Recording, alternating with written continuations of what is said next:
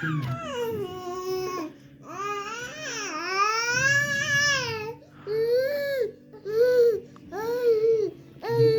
Die Aniniten sind der einzige Ort, an dem Sturmtaucher noch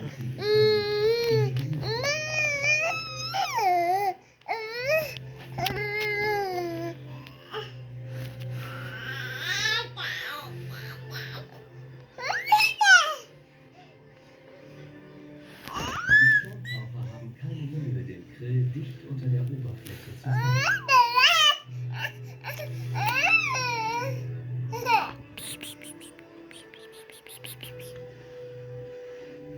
Die Buckelwale greifen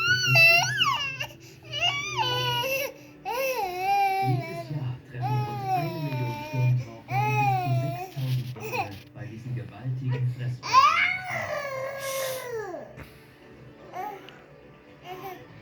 Dies ist eine der größten Gesellschaften auf der Erde.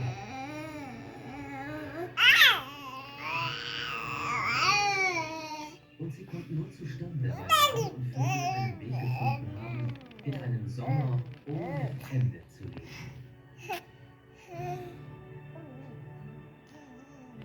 Wenn die Erde sich allerdings weiter erwärmt und weder Wale noch Sturmtaucher vom Winter angetrieben werden, könnte auch diese eindrucksvolle